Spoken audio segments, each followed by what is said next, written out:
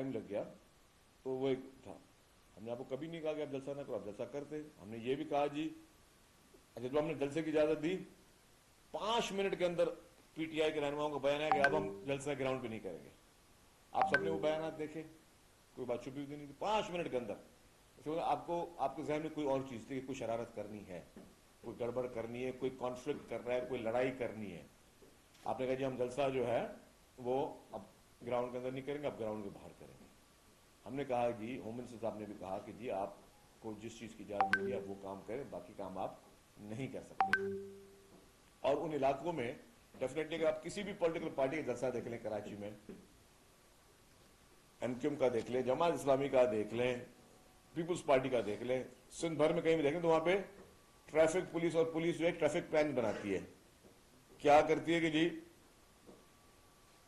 3-4 رستے روک دیے جاتے ہیں اور ایک ہی لوگوں کے آنے کے لیے ایک ہی انٹری اور ایک ہی ایگزٹ ہوتا ہے. آپ نے کہیں بھی کوئی جلسے کور کیے ہوں, یہ نہیں ہوتا کہ ہر طرف سے لوگوں کو اجازت دے دی جائے گی کہ کہیں پہ آ کے بلاکیج ہو, اور پھر سیکیورٹی والے جو اپنے ایک سیکیورٹی کا وہ کر رہے ہوتے ہیں وہ بھی اس کو نہ کر سکے. آپ کو پتا کہ جب ہم محرم کے جلوس ہوتے ہیں تبھی بھی ایک سیکیورٹی کا ایک پورا ایک سسٹم بنایا جاتا ہے کہ ہر جگہ سے ٹریفک نہیں کھول جاتی, کہیں کنٹینر لگا کے بند کیے جاتے ہیں علاقے, تاکہ جی ہر جگہ سے جو ہے لوگ نہ آ سکیں. خدا نخواستہ کیونکہ آپ کے پاس تھریٹ الرٹ تھا کہ کوئی دہشت گرد گھسنا آ جائے تو ایک ہی راستہ کھولا جائے جہاں پہ سب کی چیکنگ اور ساری چیزیں ہوں.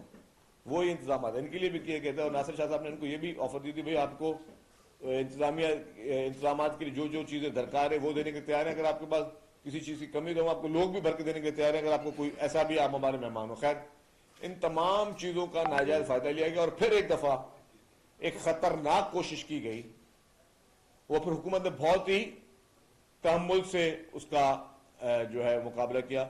خطرناک کوشش کی گئی کہ 9 مئی جیسا واقعہ کراچی میں دہرایا جائے.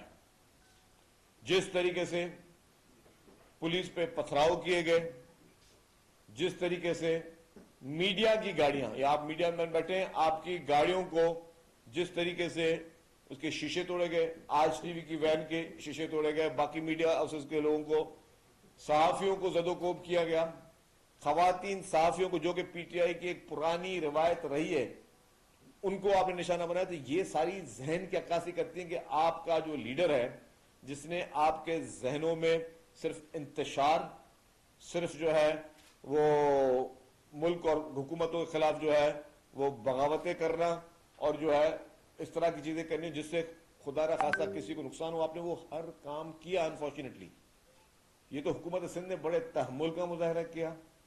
حکومت نے کہا کہ ہم امن امان کو کسی کو ہاتھ میں نہیں لینے دیں گے اور کوئی ایسا ماحول نہ کریٹ کریں. آپ دیکھیں ان ساری چیزوں کے بعد نہ پی ٹی آئی کی صوبائی قیادت میں کوئی پرچہ کاٹا گیا کوئی چیز کی, نہ ان موصوف جنہوں نے کمٹمنٹس کی تھی حکومت کے ساتھ, وربل کمٹمنٹس تھی کہ ہم یہ چیزیں نہیں کریں گے, جو آپ کا پلان ہے اس پہ کریں گے. آپ اپنے, اور اس جلسے میں بھی آپ نے اپنے مرضی سے اپنے روٹس لیے.